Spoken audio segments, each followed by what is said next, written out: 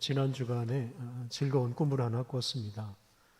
교회 어르신들하고 나들이 가는 꿈을 꿨습니다. 예전에 우리 교회에서 해마다 경로관광을 갔었습니다.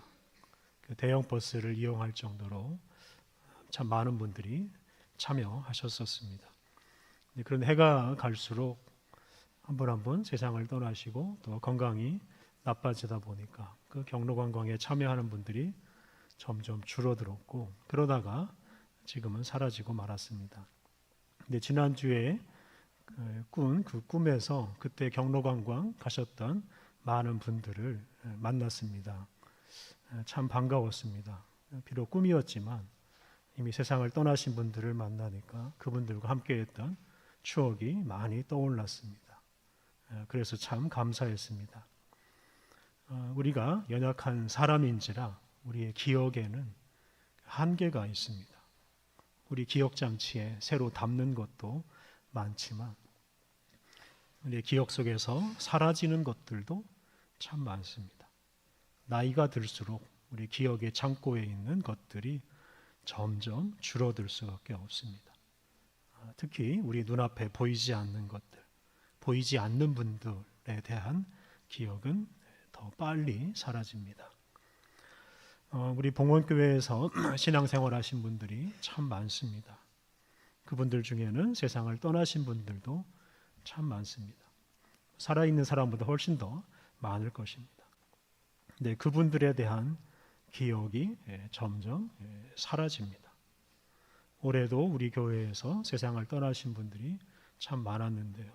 그분들에 대한 기억도 해가 갈수록 점점 사라질 것입니다. 그리고 수십 년 후, 수백 년 후에는 그분들이 봉헌교회에서 신앙생활 하셨다는 사실조차 기억하지 못하는 사람들이 많아질 것입니다. 그래서 이미 세상을 떠나신 분들 입장에서는 그게 참 매우 서운할 것 같습니다. 돌아가신 분의 후손이나 후배들이 그분을 기억하지 못한다는 것은 그 돌아가신 분 그 존재 자체가 사라지는 것과 마찬가지이기 때문입니다. 기일이나 명절에 후손들이 모여서 조상님들을 추모합니다. 그렇게 추모하는 그 후손들의 기억 속에 그 후손들의 조상님들이 존재한다, 이렇게 말할 수 있습니다. 그런데 요즘 세태를 보면 할아버지 할머니까지는 그래도 좀 기억하는데 그 이전 세대 조상님들을 기억하는 일은 매우 드뭅니다. 저도 증조 할아버지에 대한 기억은 아주 단편적으로만 남아 있습니다. 증조 할머니에 대한 기억은 하나도 남아 있질 않습니다. 또 제가 아주 어릴 적에 할머니가 돌아가셔서 할머니에 대한 기억은 딱 하나, 저를 업어주셨던 거 딱 하나만 생각납니다. 이렇게 후손들의 기억 속에서 조상님들이 사라지면 그 조상님들도 완전히 사라지고 맙니다. 그렇게 잊혀지고 또 사람들의 기억 속에서 사라지는 것, 어찌 보면 참 슬픈 일입니다. 근데 저를 포함해서 여기 있는 우리 모든 분들이 다 그런 운명을 맞이하게 될 것입니다. 우리의 몸이 수명이 다하면 이제 쓸모가 없어져서 땅에 묻히거나 화장장에서 연기가 되어서 사라지고 한 줌의 재만 남습니다. 그리고 그렇게 남은 것마저 시간이 지나면 또 사라지고 맙니다. 그리고 사람들의 마음과 기억 속에서도 점점 사라집니다. 이런 운명을 우리 중에 누구도 피할 수가 없습니다. 그래서 이런 일을 막으려고 자기 이름을 유명하게 하려고 높이려고 애쓰는 사람도 많습니다. 유명해지려고 애쓰는 사람들이 있습니다. 그런데 그런 노력이 명예욕을 채우는 수단으로 변질되기도 하고 유명해지려다가 오히려 악명만 높아지는 사람도 참 많습니다. 그리고 제 아무리 유명한 사람이라 하더라도 100년, 1000년, 만년이 지나고 나면 그들도 사람들의 기억과 마음 속에서 다 사라지고 맙니다. 그러니 유명해지려고 노력하는 것도 결국은 헛수고가 되고 맙니다. 오늘 우리가 봉독한 욥기 19장에는 자신이 그동안 열심히 의롭게 살려고 노력한 것이 사람들의 기억 속에서 다 사라져 버리는 것을 억울하게 생각하면서 하나님께 하소연하는 사람이 나옵니다. 그 사람이 바로 욥이라는 사람입니다. 욥은 어느 날 갑자기 재산과 가족과 몸의 건강까지 다 잃어버렸습니다. 욥기 1장 1절에 나오는 대로 욥은 온전하고 정직하여 하나님을 경외하며 악에서 떠난 사람이었습니다. 당시 세상에서 욥보다 의로운 사람을 찾아보기가 어려웠습니다. 1장 3절을 보면 욥은 동방 사람 중에서 가장 훌륭하다고 평가했습니다. 이런 사람은 복을 받아 마땅합니다. 복도 아주 큰 복을 받아야 합니다. 그런데 정반대로 그렇게 의롭고 훌륭하게 살아온 욥에게 엄청난 재앙이 찾아왔습니다. 욥이 평생 수고해서 얻은 많은 가축과 재산, 그리고 그가 사랑하는 자녀들까지 다 잃었습니다. 심지어 몸에 아주 심한 피부병까지 생겼습니다. 정신적으로 육체적으로 욥은 엄청난 이런 고통을 겪었습니다. 게다가 욥이 이런 재앙을 당했다는 소식을 듣고 욥을 위로하려고 찾아온 욥의 세 친구들이 있었는데 이 세 친구들이 욥을 더 힘들게 만들었습니다. 이 욥기 전반부 말씀은 욥의 세 친구 엘리바스, 빌다, 소발 이 세 사람이 이 몸과 마음이 만신창이가 된 욥을 위로하고 욥에게 권면하는 말씀입니다.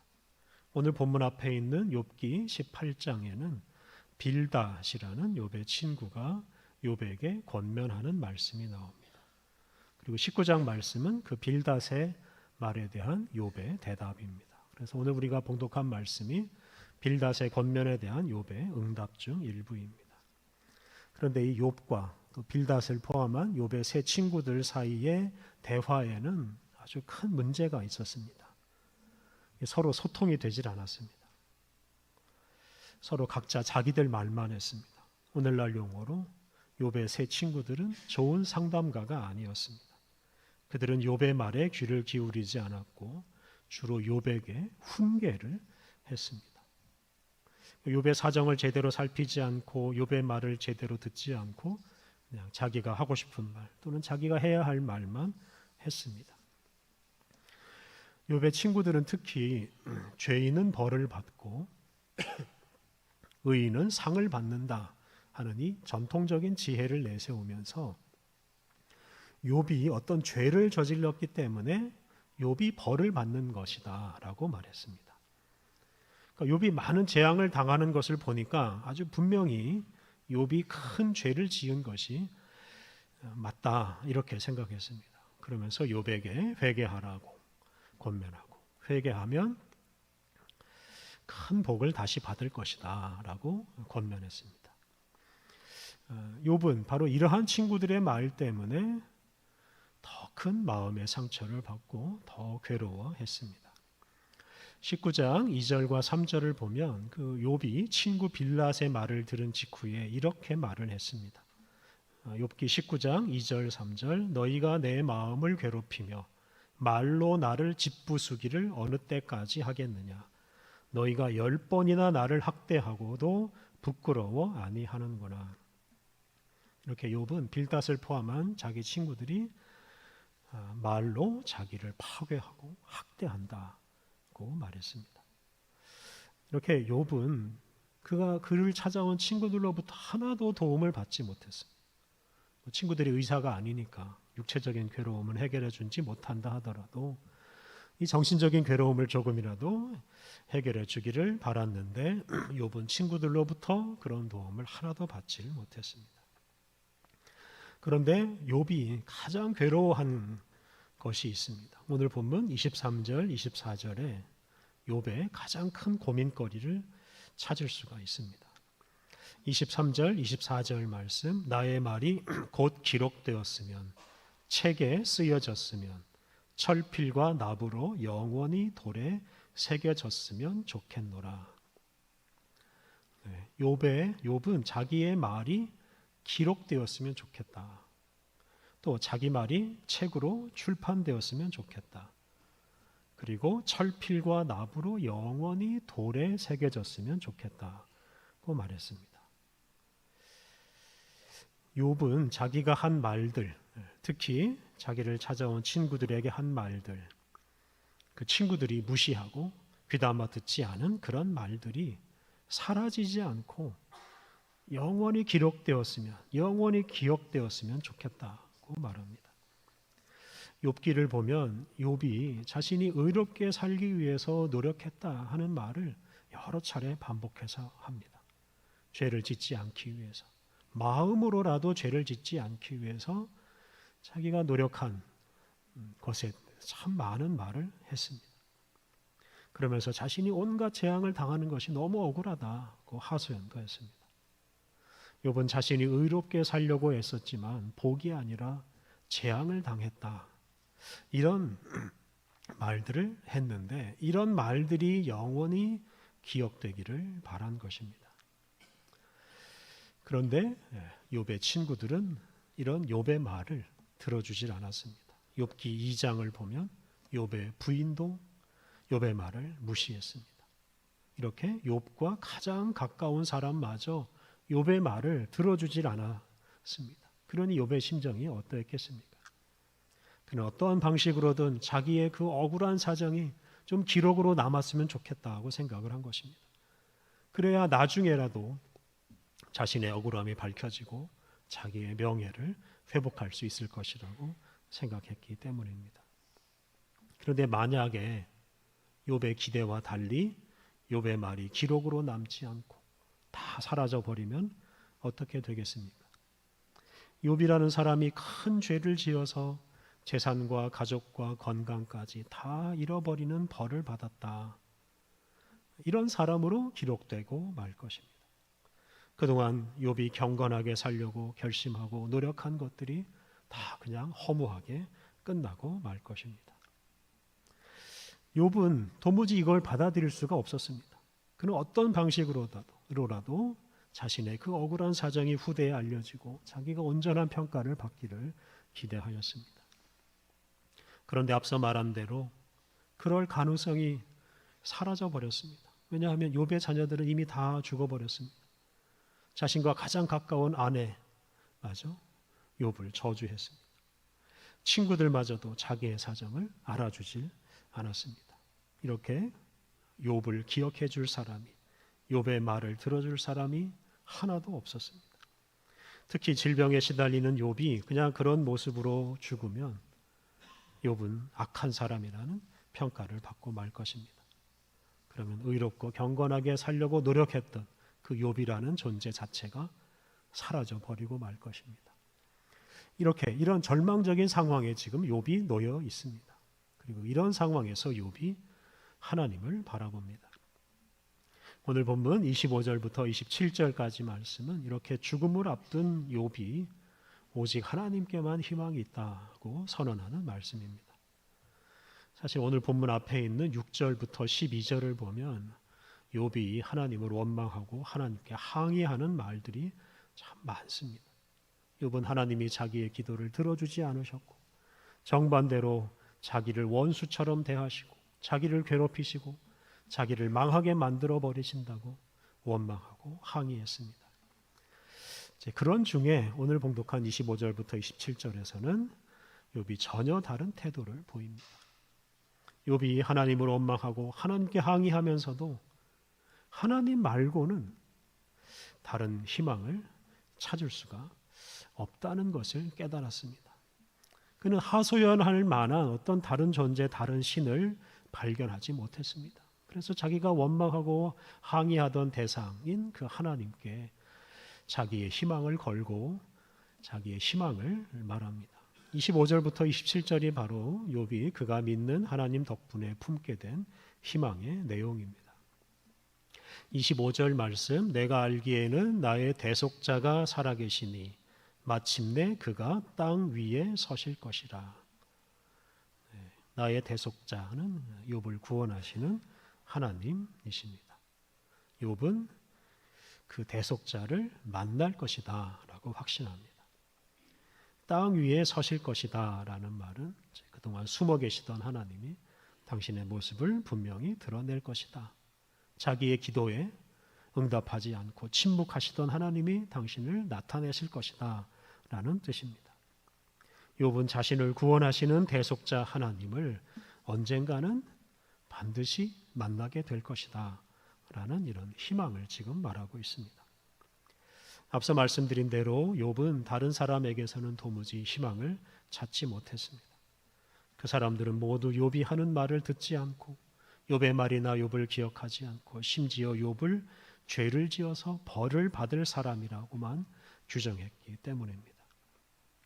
그런데 하나님은 죽음과 관계없는 분이요 살아계신 분이시기에 언젠가는 자기를 기억하고 자기에게 나타나서 자기를 반드시 구속하실 것이라고 고백합니다. 그때 비로소 이런 욥의 억울함이 해소되고 욥이 의롭게 살려고 노력했다는 사실이 드러나게 될 것입니다. 욥이 하나님을 바라보면서 바로 이런 희망을 품었습니다. 26절에는 욥의 죽음을 암시하는 말이 나옵니다. 26절 내 가죽이 벗김을 당한 뒤에도 내가 육체 밖에서 하나님을 보리라. 세번역 성경 내 살같이 다 썩은 다음에라도 내 육체가 다 썩은 다음에라도 나는 하나님을 배울 것이다. 내 가죽이 벗김을 당한다. 내 가죽이 썩는다. 이런 표현은 죽는다는 뜻입니다. 또 육체 바깥에서라는 건 육체가 다 썩는다 뜻인데 이건 역시 죽음을 의미합니다. 당시에 욥은 아주 심한 질병을 앓고 있었습니다. 사람들이 욥을 알아보지 못할 정도로 욥의 몸이 망가져 있었고 욥의 죽음이 얼마 남지 않은 상태였습니다. 그런 욥이 자기가 죽은 다음에라도 자기를 구원하시는 하나님을 만나게 될 것이라는 이런 소망을 피력하고 있습니다. 이 구절을 욥이 부활해서 하나님을 만나는 것이다 라고 해석할 사람도 있습니다만 그냥 문자 그대로 욥이 죽은 이후에도 하나님은 살아계시기에 하나님이 그 죽은 욥을 바라보시고 기억하신다 하는 뜻으로 이해할 수 있습니다. 욥이 죽더라도 하나님은 살아계시기 때문에 하나님이 그를 대면하시고 그리고 욥은 바로 그 하나님 앞에 서 있다 하는 뜻입니다. 이 부분이 오늘 우리가 가장 주목해야 할 말씀입니다. 우리 그리스도인들은 몸의 부활을 믿는 사람들입니다. 지금 우리가 입고 있는 이 몸이 죽은 후에 새로운 모습으로 변화되어 살아날 것이라고 믿습니다. 그런데 그 부활의 때가 오기 전에 우리의 이 존재가 우리의 몸을 포함한 우리의 모든 것이 사라져 버리는 것이 큰 문제입니다. 부활해야 할 존재가 사라져 버리면 부활 자체가 있을 수가 없기 때문입니다. 우리의 몸이 시신이 되면 얼마 지나지 않아서 그 시신이 사라집니다. 화장장에서 연기가 되어 사라지기도 하고 땅에 묻혀서 흙의 일부가 되기도 합니다. 시신은 땅과 물과 공기 중으로 흩어지고 그것이 다른 식물이나 다른 동물의 일부가 되고 또 그것이 우리 다른 사람의 일부가 되기도 합니다. 우리가 지금은 식물을 먹지만 나중에는 식물이 우리를 먹게 됩니다. 이런 순환은 생태계에서 너무나 당연한 일입니다. 근데 이런 순환 과정에서 우리 각 사람의 그 고유한 존재가 사라져 버린다는 것이 큰 문제입니다. 몸이 부활한다고 했는데 그 몸이 사라져 버리니 부활은 과연 어떻게 이루어질 수 있겠습니까? 게다가 앞서 말씀드린 대로 우리가 죽으면 우리를 기억하는 사람들이 점점 사라집니다. 수십 년, 수백 년 뒤에 우리를 기억해 줄 사람이 없습니다. 이렇게 우리가 존재했다는 사실조차 사라져 버립니다. 완전한 완전한 없음의 상태에 빠지는 것입니다. 그러니 부활하려고 해도 부활할 것이 없는 그런 상태에 빠진다는 말입니다. 이 맘모스라는 동물은 오래전에 멸종했습니다. 그런데 그 멸종된 그 맘모스의 사체 일부가 냉동된 상태로 발견됐습니다. 그래서 과학자들은 그 사체로부터 맘모스의 DNA를 추출하고 그 DNA를 활용해서 맘모스를 복제하려고 했습니다. 맘모스를 다시 만들어내려고 했습니다. 물론 성공하지 못했습니다만 그 맘모스가 남긴 그 DNA를 아직도 붙잡고 그 희망을 이어가고 있습니다. 이게 현실에서는 이루어지질 않았는데 영화에서는 그게 이미 이루어졌습니다. 주라기 공원 여러분 잘 아시겠습니다. 공룡을 다시 만들어내는 이야기인데요. 그 영화를 보면 공룡의 피를 빨아먹은 모기, 그 모기의 화석에서 공룡의 DNA를 추출하고 그 DNA를 활용해서 많은 공룡을 복제해냈습니다. 그래서 이 공룡이 남긴 DNA가 그 공룡을 다시 태어나게 하는 원동력이 되는 셈입니다. 물론 현실에서는 그런 일이 이루어지지 않았습니다. 복제 기술이 불완전한 것은 사실 둘째 문제이고 무엇보다도 그 DNA 자체가 제대로 보존되지 않기 때문입니다. 시간이 흐르면 DNA가 파괴되고 해체되어서 사라집니다. 어떤 동물이나 식물의 존재 자체를 증명해주는 그 DNA가 영원한 존재가 아니다라는 말입니다. 그리고 그 DNA가 사라져버리면 그 동식물도 함께 영원히 사라져버리고 재생될 수가 없습니다. 이와 마찬가지로 우리 사람이라는 존재 역시 사람에 대한 기억, 사람에 대한 기록, 또 사람의 DNA까지 다 사라져버리면 부활의 소망도 사라지고 만다 하는 겁니다. 근데 오늘 본문이 그에 관한 해결책을 제시해 줍니다. 그것은 바로 우리의 대속자, 우리의 구원자 하나님이 살아계시다 하는 겁니다. 그리고 그 하나님 앞에 우리 존재가 서 있다 하는 것입니다. 우리의 대속자 하나님이 살아계시다는 것은 하나님이 우리 각 사람을 지켜보고 계신다는 뜻입니다. 우리의 말과 행동을 하나님이 보시고 하나님이 기억하시고 하나님이 기록하십니다. 우리가 죽어서 우리의 존재가 사라지고 심지어 사람들의 기억 속에서도 다 사라지겠지만 살아계신 하나님은 우리의 각 사람을 기억하십니다. 하나님의 생명책에 우리의 인생이 기록됩니다.